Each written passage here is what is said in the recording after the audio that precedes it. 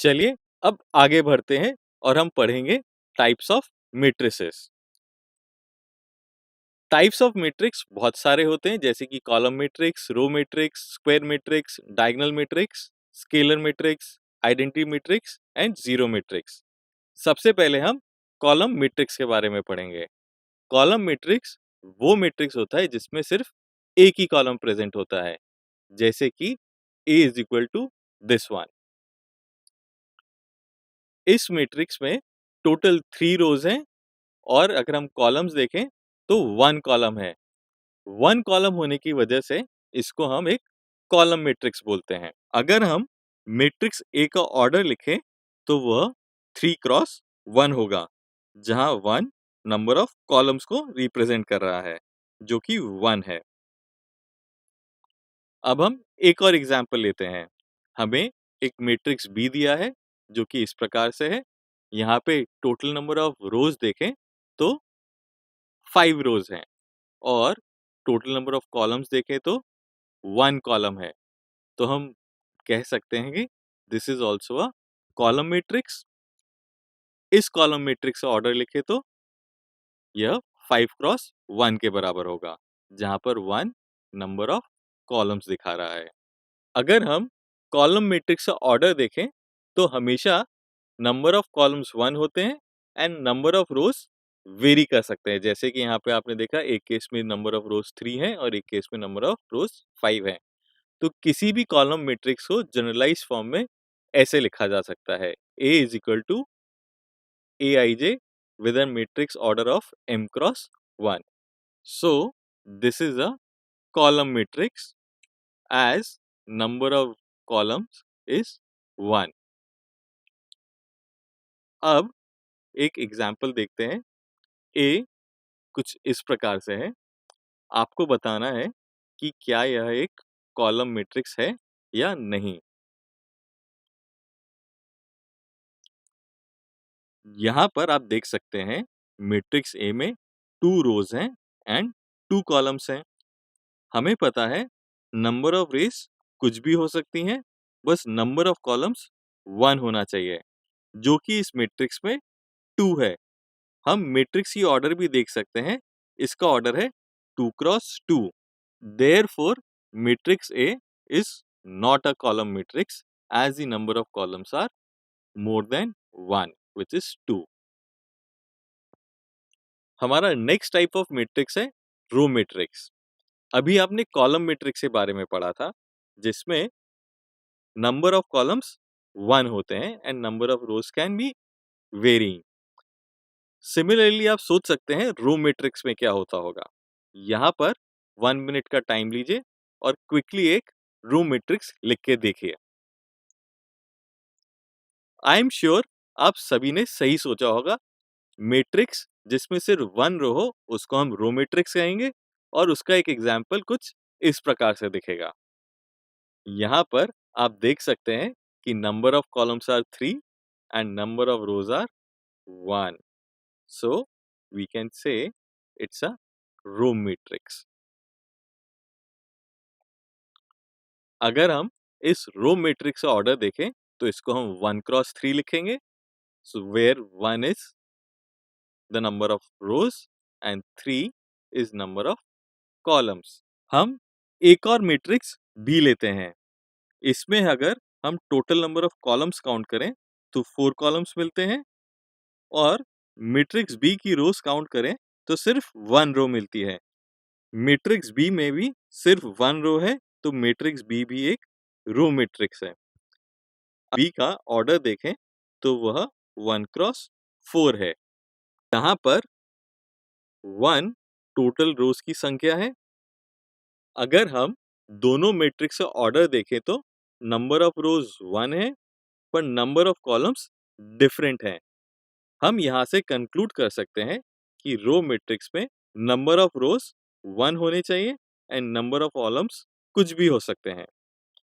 अगर कोई मैट्रिक्स है जिसका ऑर्डर 1 क्रॉस n है, जिसमें हमें पता लग रहा है कि मैट्रिक्स में सिर्फ 1 ही रो है, ऐसी मैट्रिक्स को हम रो मैट्रिक्स कहते हैं।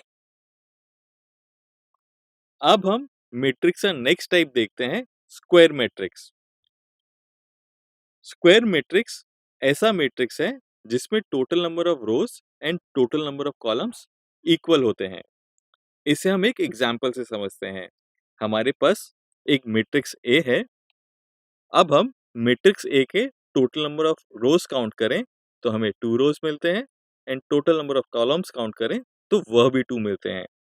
मैट्रिक्स ए में total number of rows and total number of columns equal हैं, तो हम मैट्रिक्स ए को एक स्क्वायर मैट्रिक्स कह सकते हैं।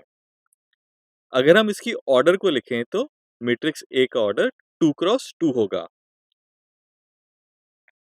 अब हम एक और मैट्रिक्स लेते हैं जिसको हम मैट्रिक्स बी कहते हैं।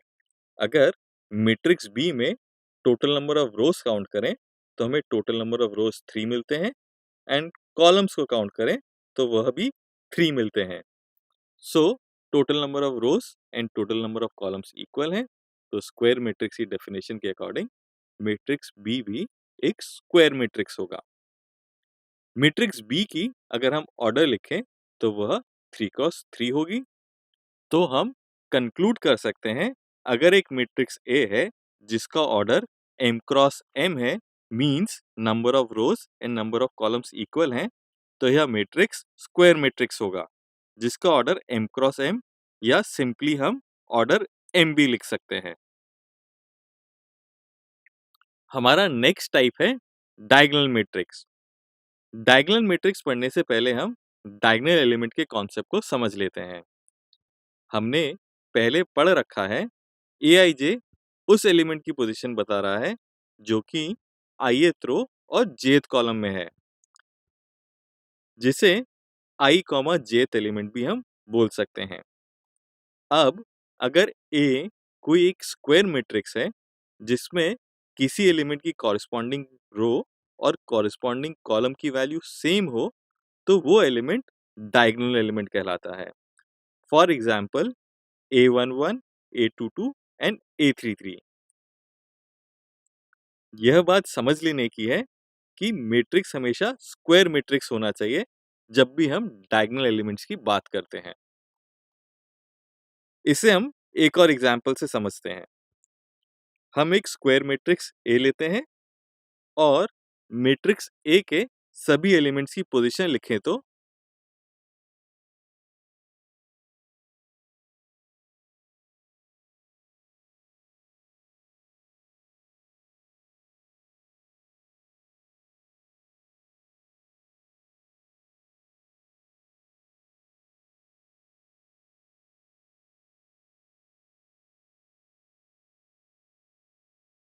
एलिमेंट 1 रो 1 और कॉलम 1 का एलिमेंट है, तो इसकी पोजीशन वैल्यू होगी A11।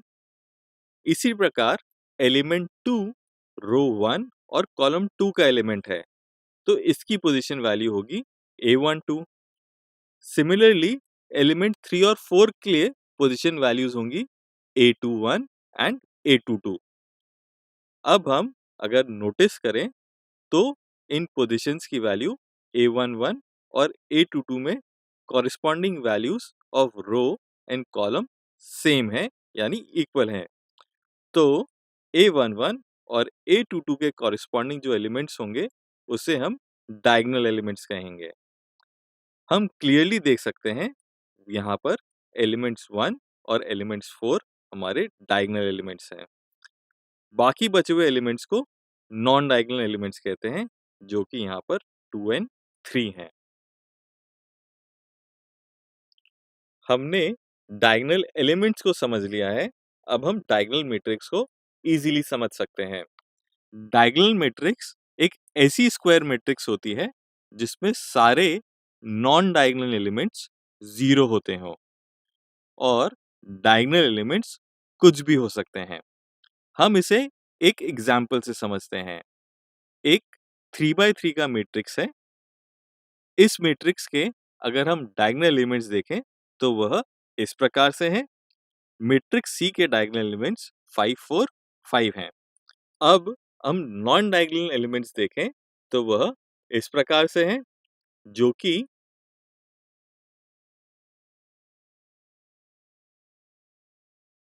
सारे नॉन डायगोनल एलिमेंट्स 0 होने के कारण मैट्रिक्स सी एक डायगोनल मैट्रिक्स होगा। हमारा अगला मैट्रिक्स का टाइप है स्केलर मैट्रिक्स। ऐसी डायगोनल मैट्रिक्स जिसके सभी डायगोनल एलिमेंट्स इक्वल हों, उसे हम स्केलर मैट्रिक्स कहते हैं। स्केलर मैट्रिक्स डायगोनल मैट्रिक्स का एक स्पेशल केस होता है। इसे हम एक एग्जांपल से समझते हैं। सबसे पहले मैट्रिक्स लेते हैं जो कि स्क्वायर मैट्रिक्स होना चाहिए। तो यहाँ पर हमारे पास एक मैट्रिक्स ए है जो कि 2 बाय 2 का स्क्वायर मैट्रिक्स है। इसके डायगोनल एलिमेंट्स कुछ इस प्रकार से हैं और मैट्रिक्स ए के नॉन डायगोनल एलिमेंट्स 0,0 हैं।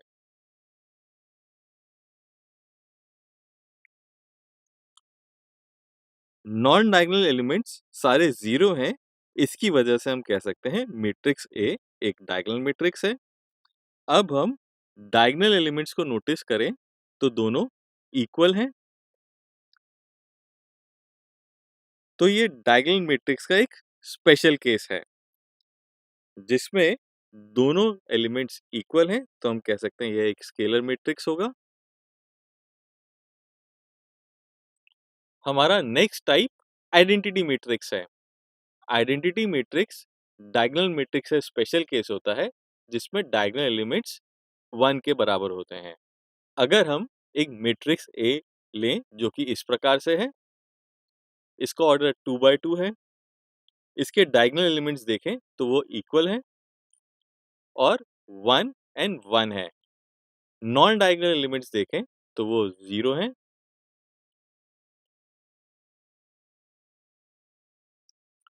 अब क्योंकि नॉन डायगोनल एलिमेंट 0 0 हैं, तो हम कह सकते हैं यह एक डायगोनल मैट्रिक्स है और डायगोनल एलिमेंट्स इक्वल हैं, तो हम कह सकते हैं कि यह एक स्केलर मैट्रिक्स होगा।